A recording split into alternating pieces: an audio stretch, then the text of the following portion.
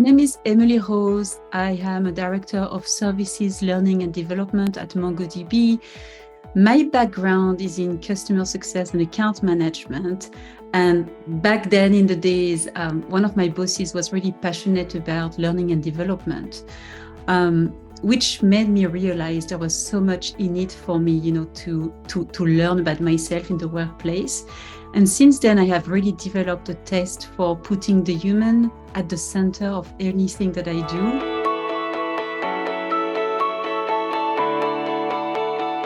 My top 3 questions really to measure the sense of belonging of an employee are the following. So the first one is, do you feel like you can be yourself at work?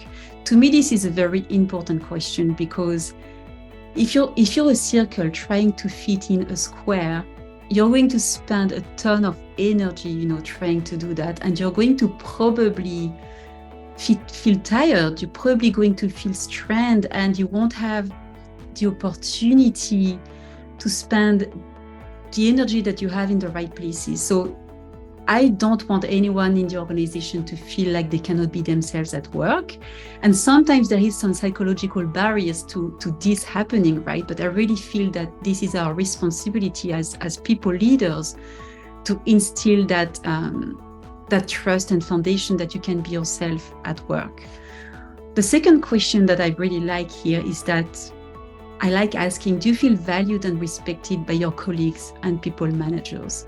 Because this is something that if you don't feel respected, valued, or listened to, you really can shut down, right? Like either people will shut down or they will leave or they will explode. So none of this is very satisfying, and you much prefer to avoid that. So asking that question can trigger some very valuable conversations. You can then also help the individual, coach them as needed, but also pay attention to what happens in the workplace and support them as needed, obviously, when these things happen.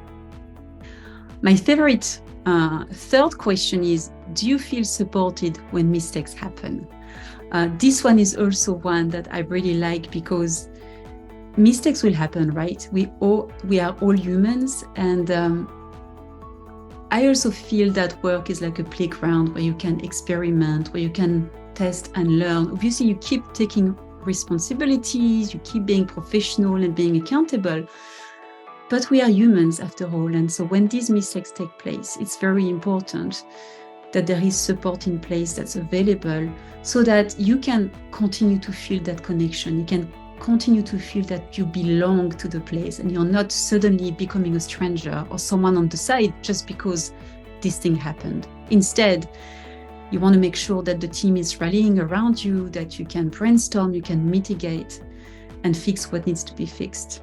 So as a people manager, again, I think you can really observe your employees when they show passion about what they do, when they are ready to go the extra mile when needed, when they are asking for more challenges or just go for these challenges and aspire to grow within the company. I think you can really tell that these employees belong to the workplace. And those actions, in my mind, are going to be more powerful than those questions that you would ask in surveys, if I'm being brutally honest here.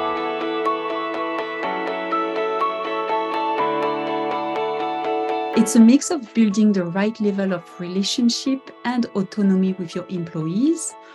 With regards to the relationship with and in between employees, I would put psychological safety at the heart of your company values and team culture.